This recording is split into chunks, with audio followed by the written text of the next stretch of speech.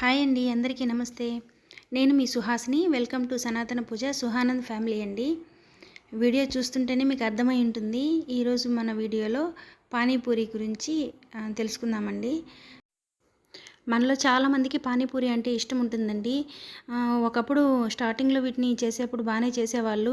ఇప్పుడు ఏంట్రా అంటే రకరకాల కెమికల్స్ అన్నీ కలిపేస్తున్నారండి. పానీలో అయితే కొన్ని యాసిడ్స్ కూడా కలుపుతూ ఉన్నారు. దీంతో మనం తినాలన్నా పిల్లలకి తినిపించాలన్నా కూడా చాలా టెన్షన్గా ఉంటుందండి. మా బాబుకైతే చాలా ఇష్టం అండి, పెద్ద బాబుకి పానీపూరి అంటే. కానీ ఇవన్నీ కలుపుతున్నారని మేము బయట తీసివ్వడం తగ్గించేసాము. చాలా వరకు తీసించేది లేదండి. టేస్టింగ్ సాల్ట్ కూడా కలుపుతున్నారు పానీలో అయితే. సరే ఇంట్లో చేసుకుందామని మా బాబు అడిగితే, సరే ఇంట్లో వాటికి కావాల్సినవన్నీ ఉన్నాయి కదా, అందుకని చేసుకుందామని అనుకున్నాము. మా తోటలో నుంచే పుదీనా, కొత్తిమీర అండి. ఇది నేను గింజలు వేసి పెంచానండి. ఇది ఇంతకుముందు చూపించాను కదా పుదీనా, అది మామూలుగా పుదీనా కొన్నప్పుడు మిగిలిపోయిన కాడల్ని వేసినప్పుడు అది ఇగుర్లు పెట్టుకొని బాగా వచ్చిందండి. సో ఇవి రెండు మా తోటలో నుంచి తీసుకున్నాను.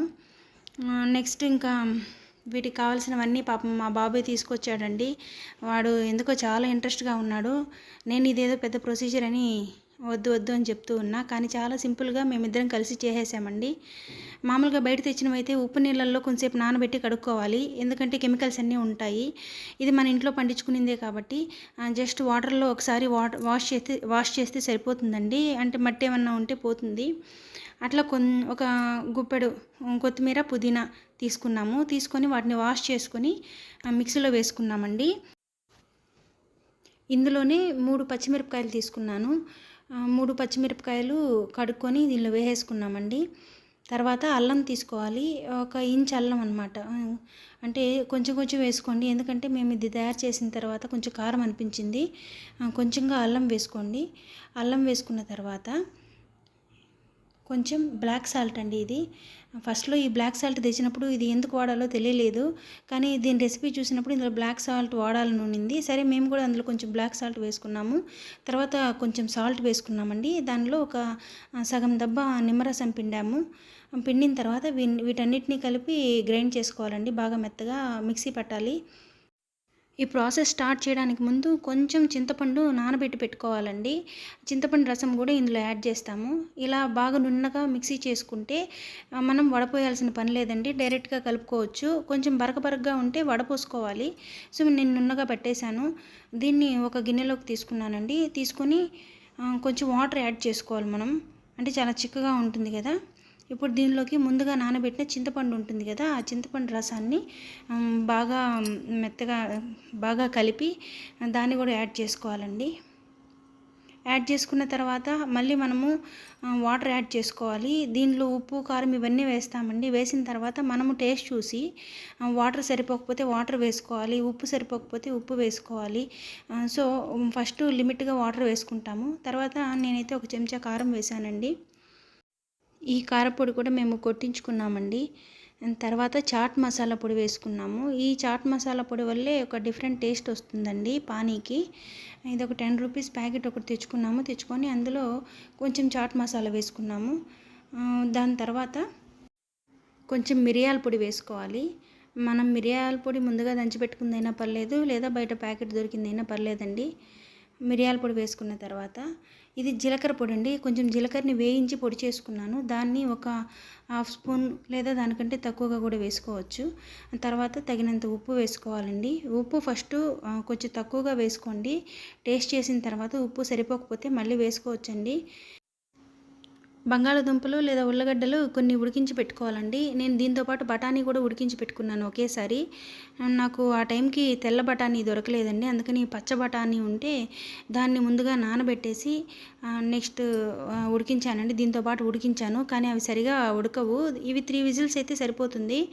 బఠానీకి ఒక 4-5 విజిల్స్ అన్న పెట్టాల్సి ఉంటుందండి. నేను మళ్ళీ సెకండ్ టైము ఉల్లగడ్డలు తీసేసి బఠానీని ఉడికించుకున్నాను. ఉడికించుకున్న తర్వాత రెండింటిని మెత్తగా మెదుపుకోవాలి. రెండింటిని కలిపేయాలండి. చూడండి, అలా మెత్తగా మెదుపుకొని రెండింటిని కలిపేశాను. దానిలో కొంచెం కొత్తిమీర తరుగు వేశాను. అదేవిధంగా ఆనియన్స్ కొంచెం వేసుకున్నానండి. వీటన్నిటిని బాగా మిక్స్ చేసుకోవాలి. తర్వాత ఇంతకుముందు వేసాం కదా చాట్ మసాలా, ఇందులో కూడా కొంచెం వేసుకోవాలండి చాట్ మసాలా. మళ్ళీ మిరియాల పొడి, జీలకర్ర పొడి, వేయించిన జీలకర్ర పొడి అండి. కొంచెం కారము తక్కువగానే వేసుకోవడం బెటరు. కొంచెం పసుపు, కొంచెం మిరప్పొడి కూడా వేసుకోవాలి. ధనియాల పొడి కొంచెం వేసుకోవాలి. సాల్ట్ కొంచెం వేసుకోవాలి. సాల్ట్ మాత్రం చూసుకొని వేసుకోండి.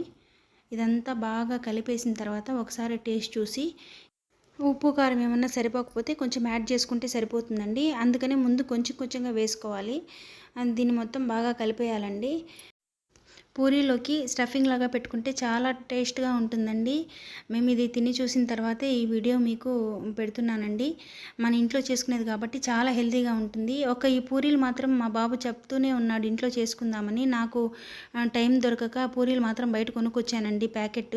కానీ ఇది కూడా మనం ఇంట్లో చేసుకోవడమే బెటర్ అండి. చాలా అంటే చాలా టేస్ట్గా వచ్చిందండి. నేను కూడా అనుకోలేదు ఇంత టేస్ట్గా వస్తుందని. సో ఫైనల్గా ఇదండి, పూరీలోకి కొంచెం స్టఫింగ్ పెట్టుకొని పానీ పోసుకొని తినేస్తే చాలా టేస్టీ అండ్ హెల్దీ పానీపూరి మనం ఇంట్లోనే చేసుకోవచ్చండి. ఈ పానీపూరి, మసాలా పూరీల్లో ముఖ్యంగా టేస్టింగ్ సాల్ట్ కలుపుతూ ఉన్నారండి. బయట తినే వాళ్ళందరికీ నేను చెప్పేది అదే అండి. మ్యాక్సిమం వీలైనంత వరకు బయట అవాయిడ్ చేయండి. కొంచెం ఓపిక చేసుకొని ఇంట్లోనే చేసుకోండి, చాలా బెటర్ అండి. నెక్స్ట్ ఏంటంటే మనము చాలా వరకు ఈ పానీపూరి, మసాలా పూరీని వేడివేడిగా ఉండే ప్లాస్టిక్ కప్స్లో వేసిస్తూ ఉంటారండి. దయచేసి అలా తినకండి. మేమైతే ఈ మధ్య కొత్తగా ఏం చేస్తున్నాం అంటే బాక్స్ తీసుకెళ్తున్నాం. మాకు కావాలి అంటే బాక్స్ తీసుకొని బాక్స్లో వేయించుకొస్తున్నామండి. టిఫిన్స్ కూడా అంతే, వేడివేడి కవర్లో అస్సలు తినద్దండి.